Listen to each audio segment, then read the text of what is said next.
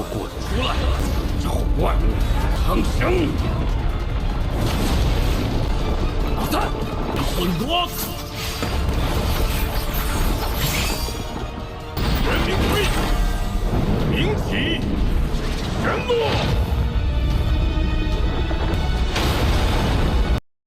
Sejak Wan Lin kembali ke negara Zhou, banyak kekacauan yang terjadi di mana-mana.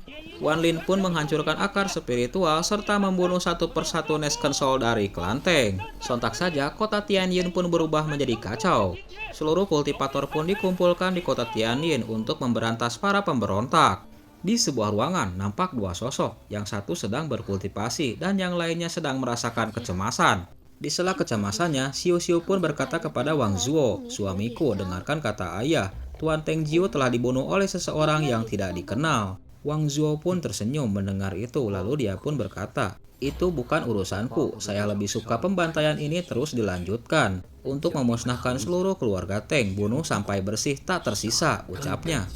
Mendengar ucapan acuh tak acuh dari Wang Zuo, di sisi yang lain, Xiu Xiu pun merasa sedih, lalu dia pun berkata, "Oh suamiku, memang benar aku telah jatuh cinta kepadamu pada pandangan pertama. Anda dipaksa oleh leluhur untuk melindungi diri Anda sendiri.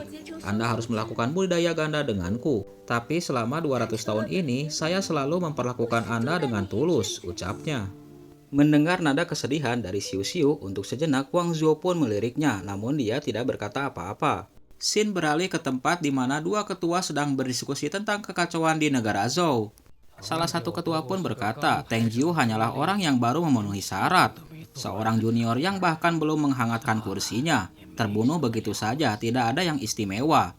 Di sela ucapannya itu, salah satu ketua pun muncul. Lalu dia pun berkata, "Siapapun itu yang berani datang ke wilayah keluarga Teng saya dan menjadi liar, saya akan mengajarinya dengan baik," ucapnya. "Kamu jangan bersikap terburu-buru. Jika kita dengan mudah dapat menangkap pencuri itu, bagaimana kita bisa menunjukkan betapa luar biasanya kita bertiga?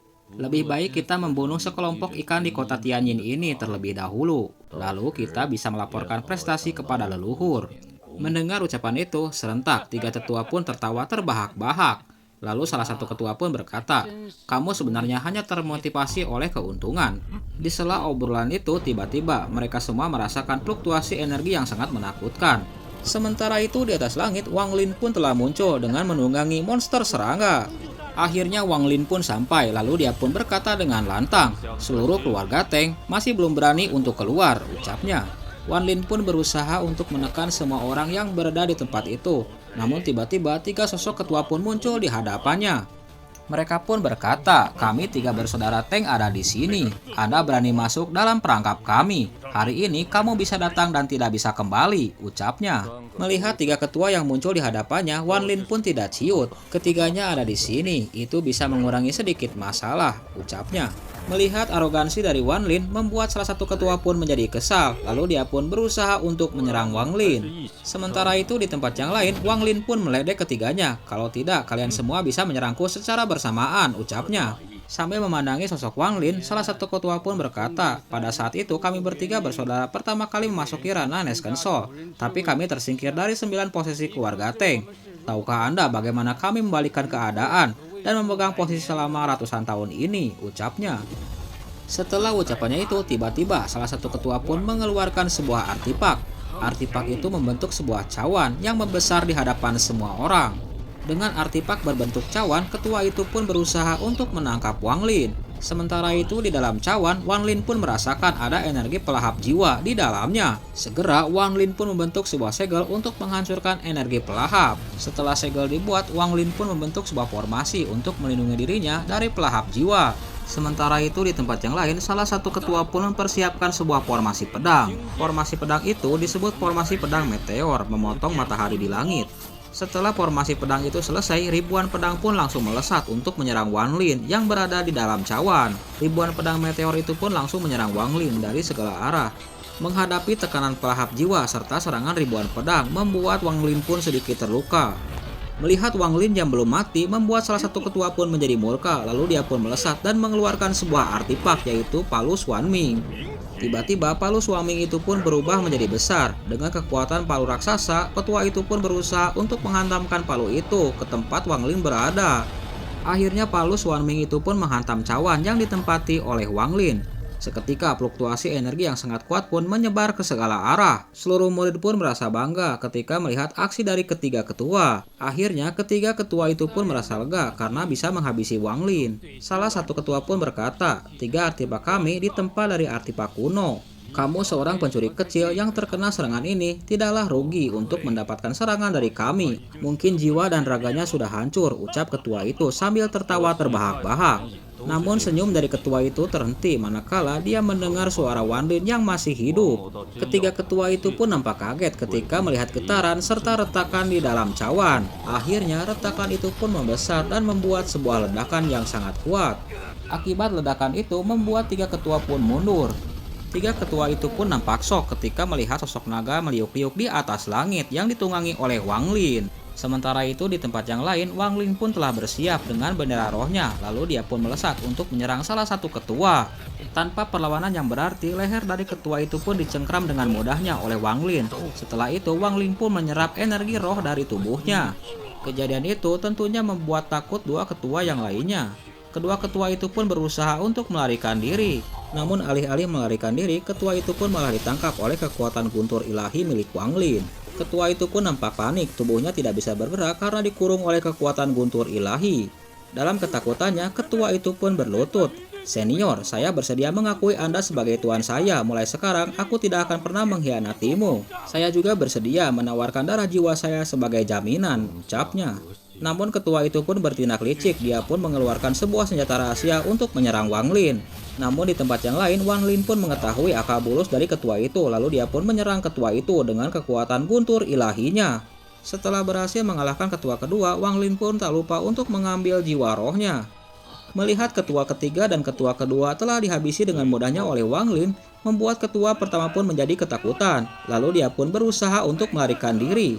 Tanpa rasa malu, ketua itu pun meminta bantuan para murid untuk menyerang Wang Lin. Segera ratusan murid pun melesat untuk menghalangi Wang Lin menangkap ketua pertama.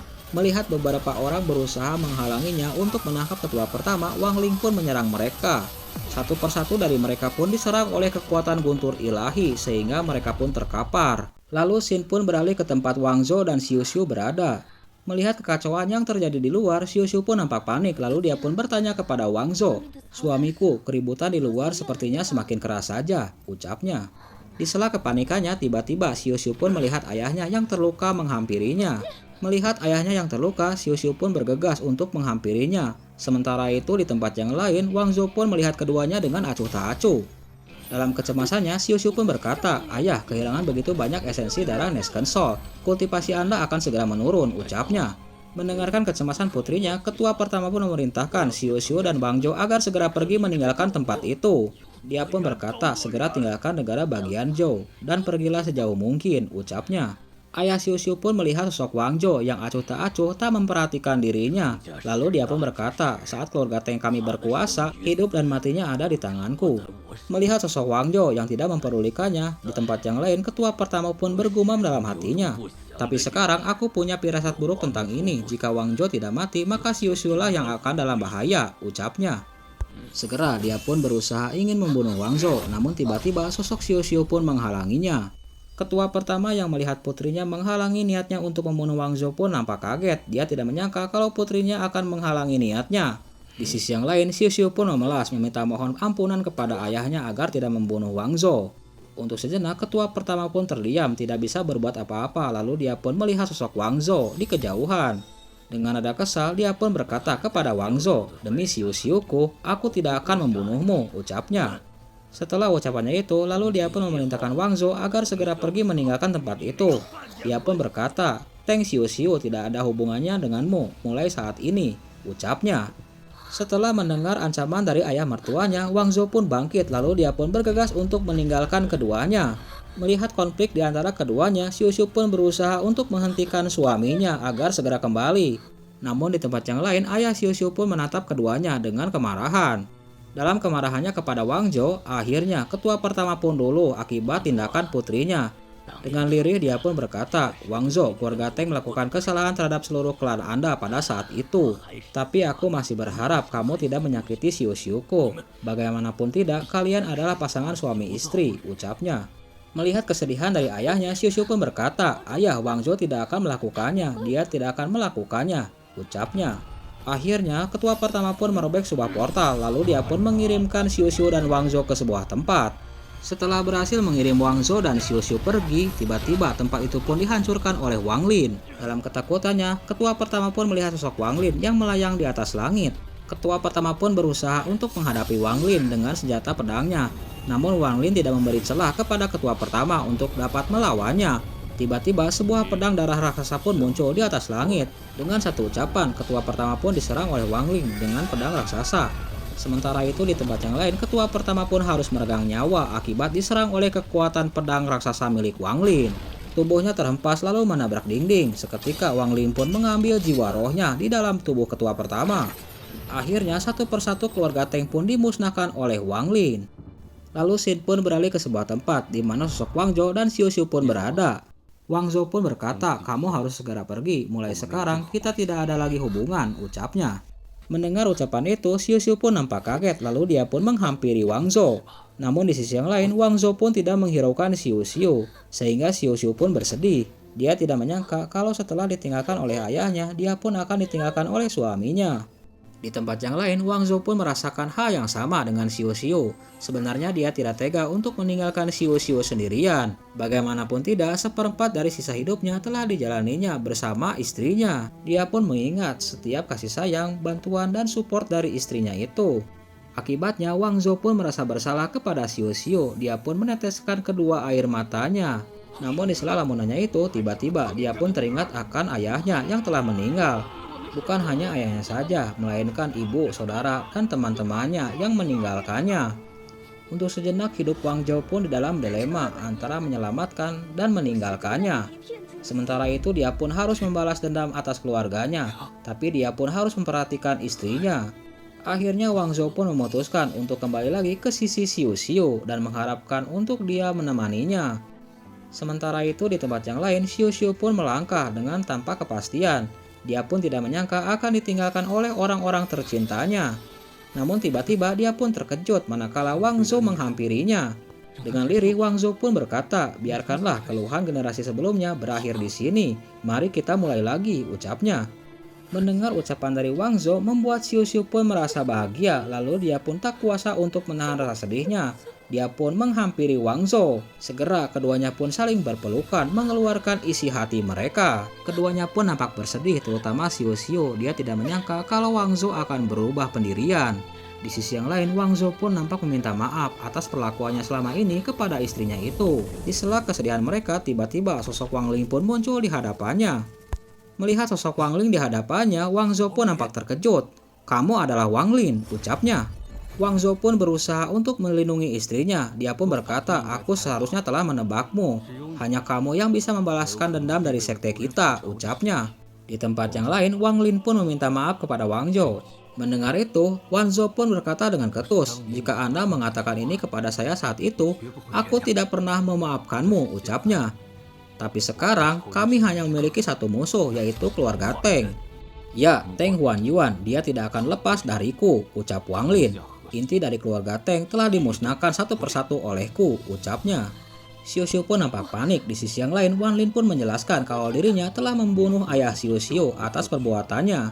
Mendengar ayahnya yang telah dibunuh oleh Wang Lin membuat Xiu pun tak berdaya. Sementara itu di sampingnya Wang Zhou pun berusaha untuk menenangkannya.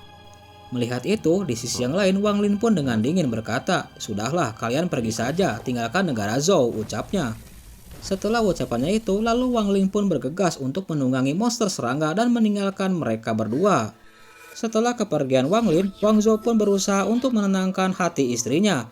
Namun tiba-tiba Xiu pun berubah. Xiu pun nampak marah kepada Wang Zhou. Dia pun berkata, "Ini semua salahmu. Aku harus membalas dendam atas perbuatannya." Dalam kemarahan yang menggebu-gebu di hati Xiu, Wang Zhou pun tidak berani untuk menatapnya. Dia pun hanya bisa bergumam dalam hatinya. Balas dendam di hati Xiu akan segera bangkit kembali. Rasa syukur dan dendam ini menyatu, menghentikan kebencian dan kecintaan. Hanya ada satu cara. Tiba-tiba Wang Zhou pun mendekati istrinya dan refleks memeluk tubuh istrinya. Di sisi yang lain, dipeluk oleh suaminya, Xiu pun tidak bergeming. Dia pun merasa marah kepada Wang Lin dan Wang Zhou. Dalam pelukannya yang erat, Wang Zhou pun berkata kepada Xiu Xiu, "Xiu Xiu, maafkan aku." Tanpa diduga, Xiu Xiu pun ditikam oleh Wang Zhou. Dia pun tidak menyangka akan ditikam oleh suaminya sendiri. Dalam ketidakberdayaannya, Wang Zhou pun berkata, "Kita tidak bisa memulai dari awal. Saya tidak bisa menjadi pengkhianat keluarga Wang saya." Sementara itu, di sisi yang lain, Xiu Xiu pun tidak menyangka kalau dirinya akan dibunuh oleh suaminya sendiri. Dalam kesedihan dan lukanya, akhirnya Xiu Xiu pun pingsan di hadapan Wang Zhou. Wang Zhou pun terus melihat sosok wajah istrinya itu yang merasa kehilangan. Dia tidak menyangka akan dipisahkan dengan istrinya. Setelah puas memandangi wajah istrinya, lalu Wang Zhou pun melakukan hal yang sama, yaitu bunuh diri di hadapan istrinya. Akhirnya Wang Zhou dan Xiu Xiu pun mati untuk meninggalkan dendam di antara dua keluarga mereka. Sementara itu di tempat yang lain, Wang Lin pun merasakan kalau Wang Zhou dan Xiu Xiu telah meninggal dengan cara bunuh diri. Tak lama kemudian, Wang Lin pun kembali lagi ke tempat Wang Zhou dan Xiu Xiu berada. Wang Lin pun menatap sosok keduanya. Dia pun berkata, "Antara keluarga dan cinta, kamu tetap memilih untuk membunuh istrimu dengan tanganmu sendiri untuk mengurangi rasa bersalah yang kamu derita." Akhirnya Wang Lin pun menyelamatkan roh dari Wang Zhou dan Xiu Xiu untuk bereinkarnasi di kehidupan selanjutnya. Wang Lin pun tiba di sebuah kediaman, lalu dia pun mengeluarkan roh dari Wang Zhou. Seketika roh Wang Zhou itu pun dilemparkan ke ruangan itu, berharap Wang Zhou akan dilahirkan sesegera mungkin. Dia pun berkata, "Dengan bakatmu, saya percaya itu suatu saat akan terjadi, kita akan bertemu lagi." Lalu Xin pun beralih ke tempat Teng Huanyuan berada. Teng Huanyuan pun bergumam dalam hatinya, "Tahun itu di medan perang di luar dunia, saya cukup beruntung bisa menyerap jejak jiwa Anda. Bagaimana Anda bisa menjadi seperti sekarang?" Di sela ucapannya itu, tiba-tiba salah satu murid pun melapor, "Kotak keluarga Teng telah disegel, sekarang hanya bisa masuk, tidak bisa keluar," ucapnya. Laporan dari murid itu membuat kaget semua orang, namun tidak buat Teng Huanyuan. Dalam kemarahannya, Teng Huanyuan pun bangkit, lalu dia pun berkata, "Kirimkan pesan, bangunkan Teng Yi," ucapnya. Lalu Xin pun beralih ke sebuah tempat di mana Wang Lin berada. Dia pun mengamati jalur sungai akar spiritual yang akan dikirimkan ke keluarga Teng. Dalam pengamatannya, Wang Lin pun berkata, keluarga Teng hanya mengekstraksi sejumlah kecil kekuatan spiritual. Akar spiritual itu sendirinya seharusnya tidak menghilang, lalu kemana perginya akar spiritual dari begitu banyak orang? Dengan kejadian itu, Wang Lin pun menjadi bertanya-tanya, kemanakah asal-muasalnya akar spiritual itu? Tanpa sepengetahuannya, ternyata sejumlah akar spiritual yang dikumpulkan dari berbagai tempat telah menuju suatu tempat misterius. Ternyata selama ini, energi akar spiritual itu digunakan untuk memasok energi dari Teng Yi. Teng Yi sendiri adalah sosok zombie yang dimiliki oleh Teng Huanyuan. Akhirnya, Teng Yi pun bangkit.